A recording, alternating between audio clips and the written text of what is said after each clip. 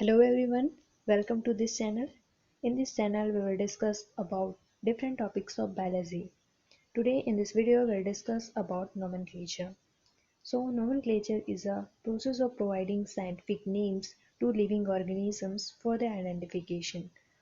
किसी भी living organisms चाहे वो प्लांट हो या एनिमल्स हो उनके आइडेंटिफिकेशन के लिए उनको नाम प्रोवाइड किया जाता है, नेम दिया जाता है, साइंटिफिक नेम्स। तो इस प्रोसेस को ही हम नोमेनक्लेचर कहते हैं।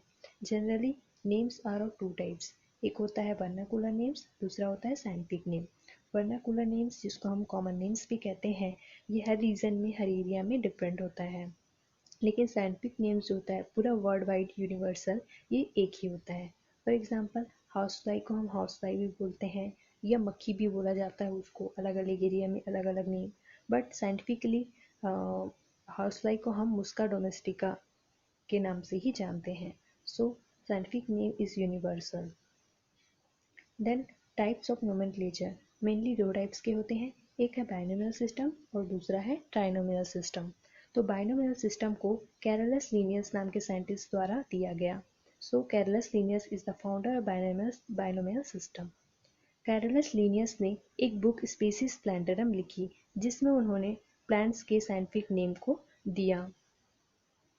जैसा कि नाम से ही सजेस्ट हो रहा है यहाँ पे कि in this system each scientific name has two components. Binomial, bi means two, तो उस साइंटिफिक नेम में दो कंपोनेंट्स होंगे। एक होगा जेनेरिक नेम जो जीनस को रिप्रेजेंट करेगा, दूसरा होगा स्पेसिफिक नेम जो स्पीसीज को रिप्रेजेंट करेगा। फॉर एग्जांपल पोटैटो का साइंटिफिक नेम होता है सोलैनम ट्यूबेरसम। तो solanum is representing the genus of potato and tuberosum representing the species of potato. Similarly, Mangifera indica is the scientific name of mango, जिसमें Mangifera is a genus and indica is a species of mango. Second is trinomial system. Trinomial system को Huxley और Strickland नाम के scientist द्वारा दिया गया। इसके according किसी भी लिविंग ऑर्गेनिज्म के साइंटिफिक नेम में तीन कंपोनेंट्स होंगे, एक जेनेरिक नेम, दूसरा स्पेसिफिक नेम और तीसरा सब स्पेसिफिक नेम।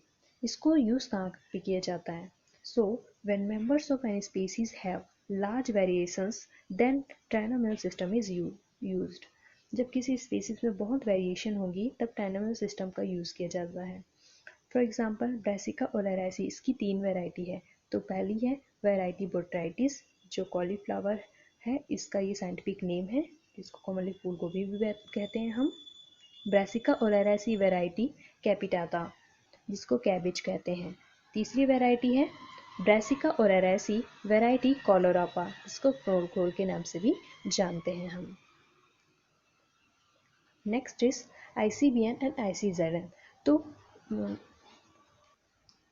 लिविंग ऑर्गेनिजम्स को साइंटिफिक नेम प्रोवाइड करता कौन है? तो इसके लिए बहुत सारे रूल्स हैं और इसके लिए जो आईसीबीएन जो है international code of botanical nomenclature, ये जो है प्लांट्स को साइंटिफिक नेम प्रोवाइड करता है। And ICZN that means international code of zoological nomenclature जो है वो एनिमल्स को साइंटिफिक नेम प्रोवाइड करता है। It consist of collection of rules regarding scientific nomenclature of plants and animals. So the next is rules of binomial nomenclature. It's a very important and we'll discuss one by one. So बहुत सारे rule है। पहला है names. Biological names are usually written in Latins. Latins में लिखा जाता है and a biological name usually contains two terms, जैसे कि हमने पहले भी डिस्कस किया था, एक होता है जेनेरिक नेम, दूसरा है स्पेसिफिक नेम। जैसे कि यहाँ पे एग्जांपल पोटैटो का साइंटिफिक नेम यूज किए हमने, Solanum is a generic name and tuberosum is a specific name of potato.